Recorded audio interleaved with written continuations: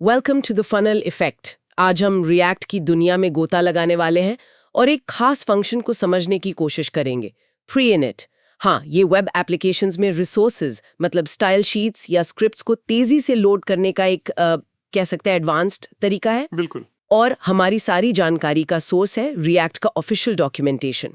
खासतौर पर pre init के लिए जो एपीआई रेफरेंस दिया गया है, हमने उसे देखा है। जी हाँ, ऑफिशियल डॉक्स सबसे रिलायबल होते हैं। हमारा मिशन आज क्या है? ये समझना कि प्री इनिट क्या है, ये कैसे काम करता है और शायद सबसे जरूरी, इसे कब इस्तेमाल करना चाहिए। हाँ, और ये प्रीलोड जैसी दूसरी टेक्निक से कैसे अलग है, ये जानना भी अहम है। एग्जैक्टली। ये उन डेवलपर्स के लिए खास तौर पर रेलेवेंट होगा जो वेब परफॉर्मेंस को लेकर थोड़े सीरियस है, लोडिंग टाइम्स को ऑप्टिमाइज करना चाहते हैं। सही बात है।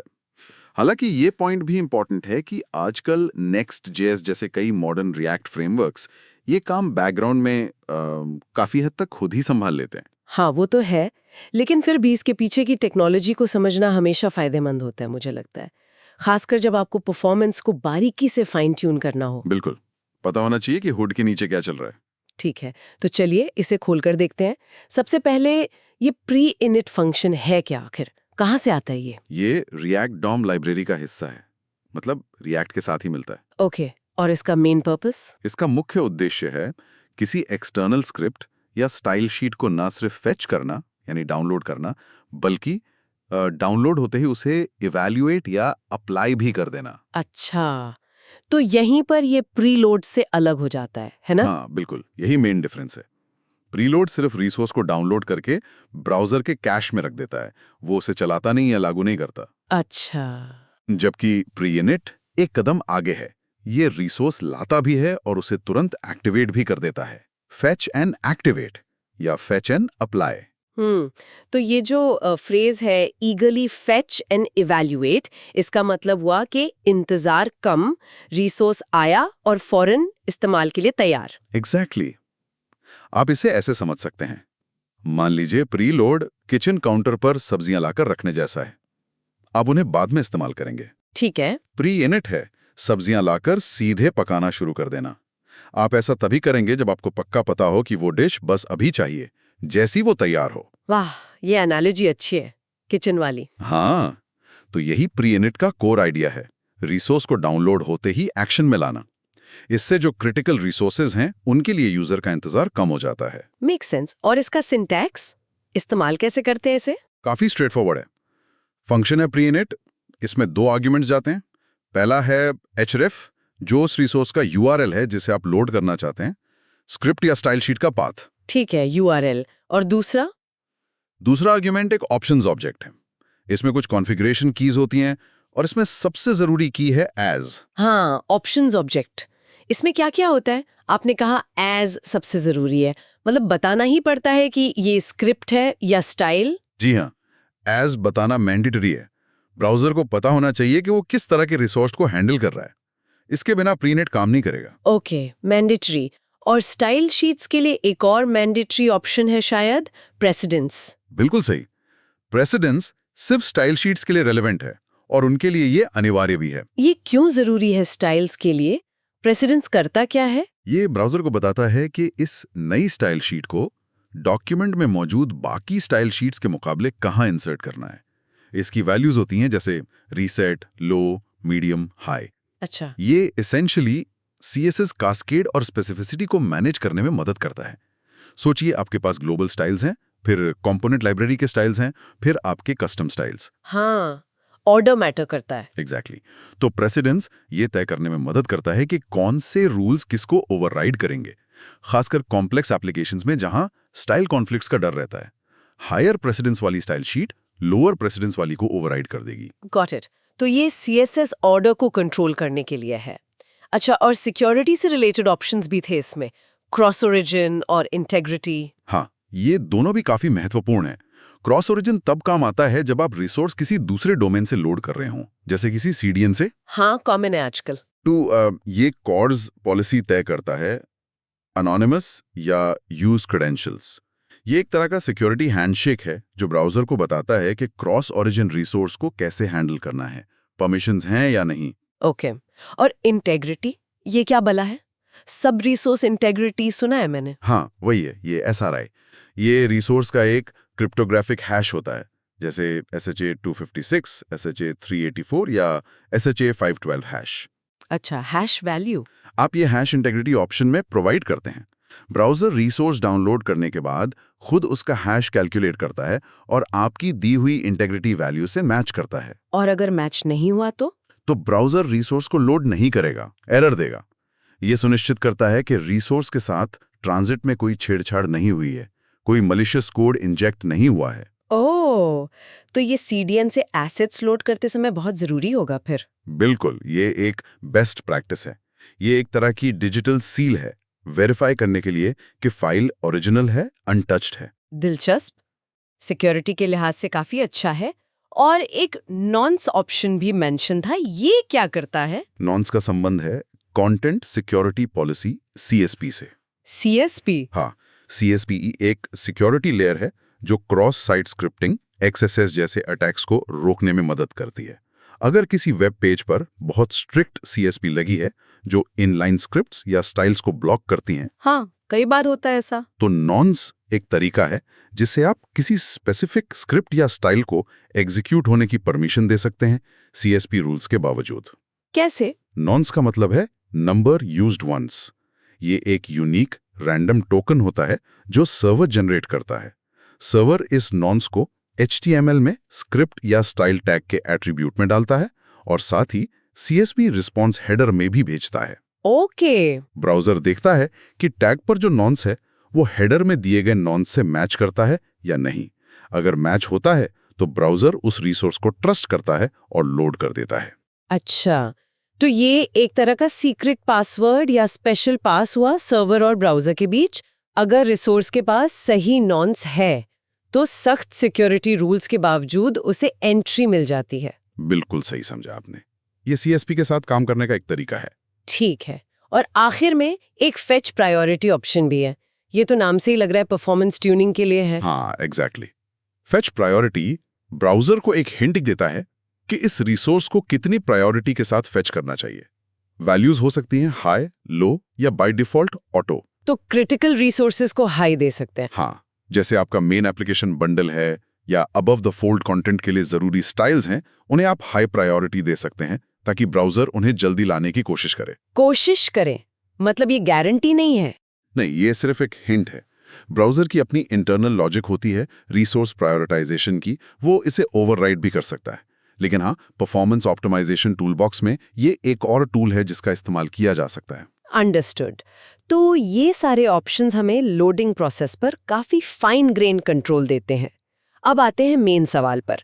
इन ऑप्शंस को ध्यान में रखते हुए प्री-इनिट का इस्तेमाल असल में कहाँ और कैसे करना सबसे फायदेमंद है? डॉक्यूमेंटेशन 2 मुख्य सिनेरियोज बताता है। हाँ, पहला सिनेरियो है रेंडरिंग के दौरान, रेंडरिंग के दौरान कंपोनेंट के रेंडर फंक्शन के अंदर। हाँ, अगर आप कोई कंपोनेंट रेंडर कर रहे हैं और आपको पता है कि वो कंपोनेंट या उसके चिल्ड्रन तुरंत किसी खास स्क्रिप्ट या स्टाइल पर डिपेंड करते हैं, तो आप रेंडर लॉजिक के अंदर ही प्री-इनिट कॉल कर सकते हैं। जैसे कोई एग्जांपल, जैसे मान लीजिए आपकी मेन ऐप कंपोनेंट है और उससे लोड होते ही एक क्रिटिकल एनालिटिक्स स्क्रिप्ट चाहिए, तो आप ऐप कंपोनेंट के रेंडर लॉजिक में कहीं प्री-इनिट analytics-script.js कॉल कर सकते हैं। अच्छा, इसका फायदा क्या हुआ? फायदा ये है कि जैसे ही कंपोनेंट रेंडर होना शुरू होता है, रिसोर्स लोडिंग और एग्जीक्यूशन की प्रोसेस भी पाइपलाइन में आ जाती है, मतलब देरी कम होती है।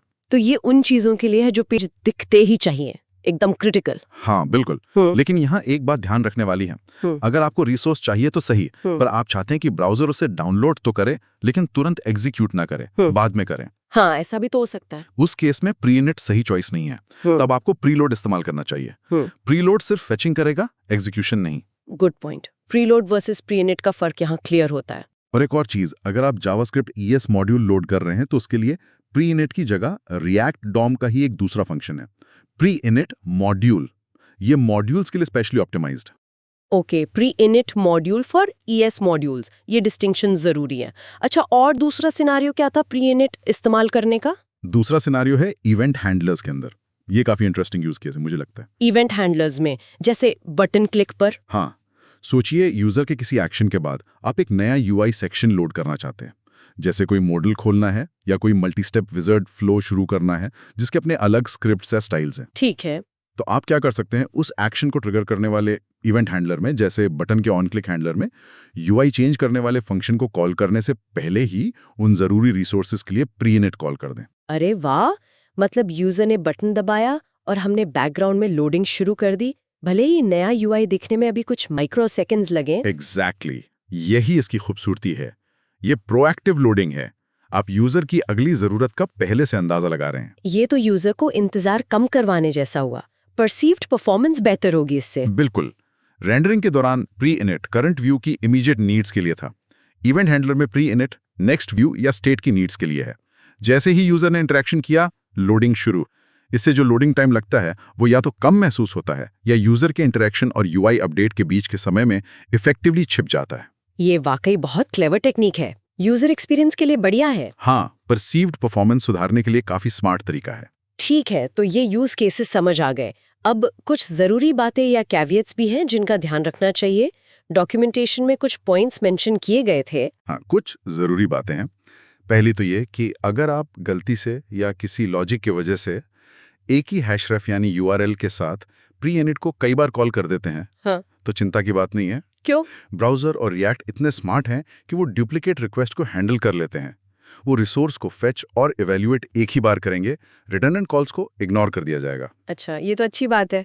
आइडेम्पोर्टेंट है मतलब। हाँ, कह सकते हैं। दूसरा पॉइंट, ब्राउजर एनवायरनमेंट में आप प्री इनिट को कहीं भी कॉल कर सकते हैं। कंपोनेंट रेंडर करते समय, किसी यूज इफेक्ट हुक में, इवेंट हैंडलर में, कहीं भी जहां जावास्क्रिप्ट चल सकती है। ओके, ब्राउजर में फ्लेक्सिबिलिटी है।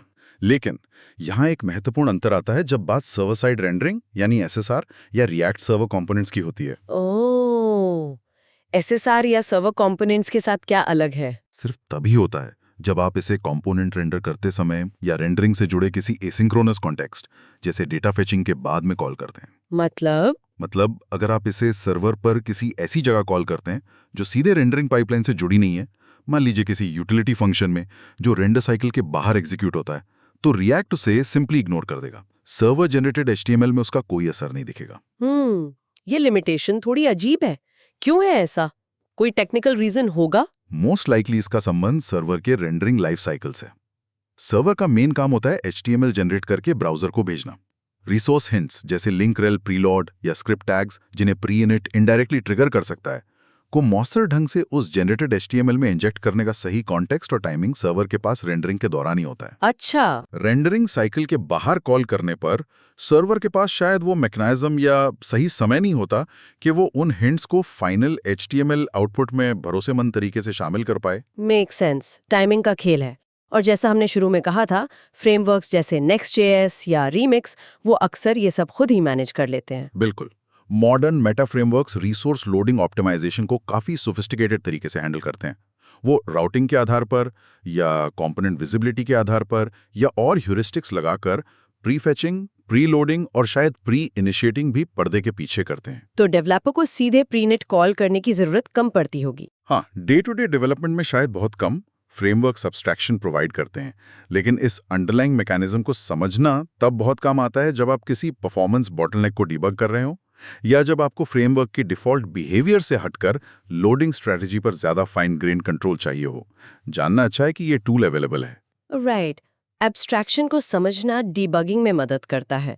तो सब मिलाकर देखें, इस पूरी चर्चा का निचोड़ क्या निकलता है?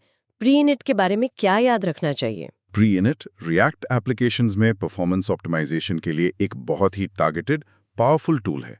ये ब्राउजर को एक स्पष्ट निर्देश देता है, देखो इस स्क्रिप्ट या स्टाइल की जरूरत पड़ने वाली है, इसे जल्दी से जल्दी फेच करो और डाउनलोड होते ही एक्टिवेट कर दो। फेच एंड एक्टिवेट, ये की है। हाँ, ये क्रिटिकल रिसोर्सेज को यूजर तक जल्दी पहुंचाने का एक तरीका है, जिससे इनिशियल लोड टाइम या इंटरैक्शन के बाद का रिस्पॉन्स टाइम सुधर सकता है। और सबसे जरूरी बात जो एक डेवलपर को इसे इस्तेमाल करते समय ध्यान में रखनी चाहिए, मेरे हिसाब से सबसे महत्वपूर्ण है ये समझना कि कब आपको रिसोर्स सिर्फ फेच नहीं करना, बल्कि उसे तुरंत एग्जीक्यूट या अप्लाई भी करना है। प्री इनिट यही करता है।